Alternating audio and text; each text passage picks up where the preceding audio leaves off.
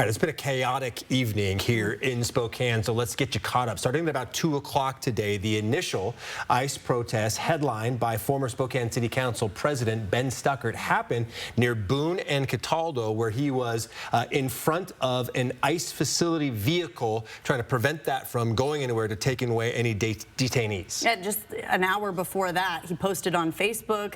There were some shares. People knew that he was doing this, and it has completely escalated to hundreds of protesters. Now, it's important to note that Ben Stuckert talked about early on with our Marissa Rio that he had legal custody of a 21-year-old man from Venezuela who he walked into the ICE offices today, and they were attempting to get legal, they were attempting to help him get legal status, and it failed. That's how this all really escalated. Meanwhile, there was another planned protest in Riverfront Park near the Big Red Wagon, which is where our Mary Sherden started her evening. But when things started to escalate at Boone and Cataldo, those people walked over across Washington Street Bridge to kind of merge these protests, right, Mary? And that's where things, again, really started to escalate.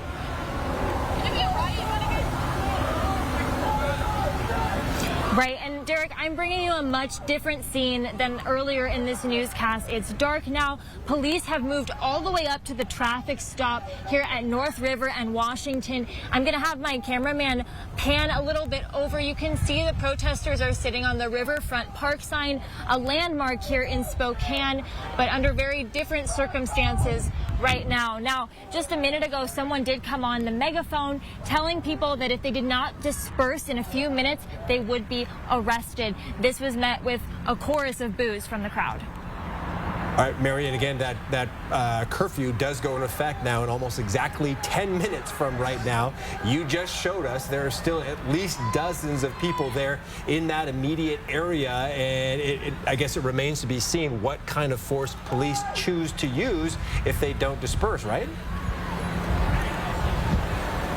Right, that's still unclear at this time, and I believe we've shown the map, or we've shown that our map is on KXLY.com, showing where these curfew restrictions are applying to.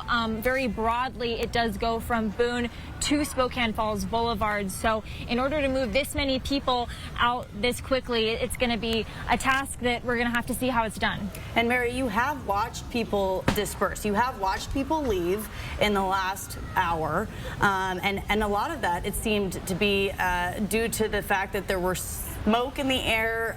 There was what we believe to be pepper spray in the air. Can you tell us more about where you saw people going and if you heard anybody talking about leaving entirely? Right, and I've seen people leave in a few different ways. Some people have just peacefully exited the situation. My cameraman and I were actually some of the people that were running from those loud blasts. We just weren't sure what they were, and smoke was very quickly filling the air. Actually, you know, just behind me, it kind of took on this greenish hue to it. So I'm sure a lot of people dispersed from the crowd in that scenario.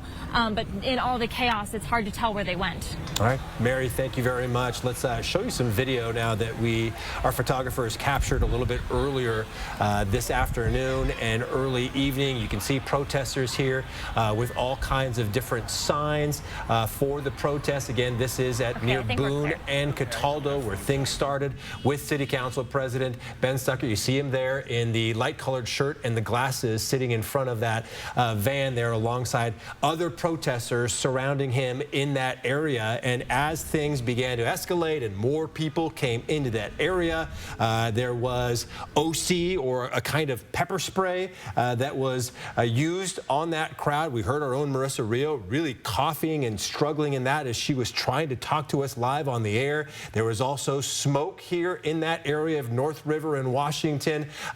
Some people speculated tear gas. We're not sure that was actually the case, but nevertheless, a lot of smoke and a lot of coughing resulting from that, Kirsten. That's right. And like you said, Derek, we heard our own crews coughing and experiencing that, so we have that point of reference. The other thing to point out is earlier when we saw Ben Stuckert in that video, he was sitting alongside that white van, and that was what the plan was to start with.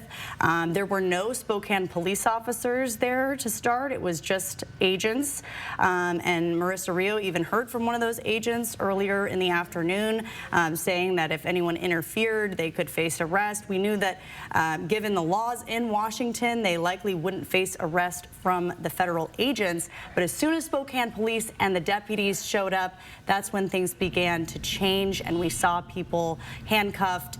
We even saw Ben Stuckert, not in this frame here, but we saw him being walked away in handcuffs, and now we can confirm that he's been booked into jail.